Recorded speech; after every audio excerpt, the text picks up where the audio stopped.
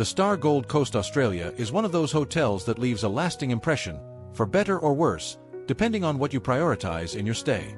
Located right in the heart of Broadbeach, the location is undeniably one of its strongest suits. Re just a short stroll away from the beach, and the bustling Cavill Avenue in Surfer's Paradise is only a quick drive or a pleasant walk along the esplanade. If you re here for the Gold Coast Euro's famous nightlife, shopping, or dining, you couldn't ask for a better base.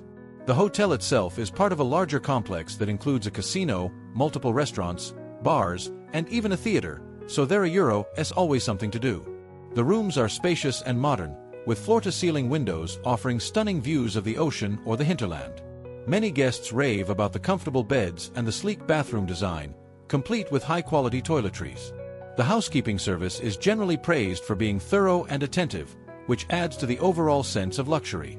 However, not everyone walks away completely satisfied. Some guests have mentioned that while the rooms are nice, they can feel a bit dated in certain areas. For example, the furniture might look sleek but isn't always the most functional, and the lighting can be tricky to figure out. Others have pointed out that the noise from the casino or the bars below can be an issue, especially if you staying on the lower floors. If you a light sleeper, it's worth requesting a room on a higher level or bringing earplugs. The dining options within the hotel are a mixed bag. There are several high-end restaurants offering everything from Italian to Japanese cuisine, and many guests have enjoyed their meals here. The buffet breakfast, in particular, gets high marks for its variety and quality.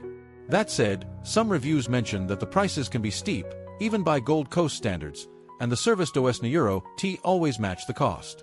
If you re on a budget, you might want to explore the numerous dining options in Broadbeach, which are just a short walk away.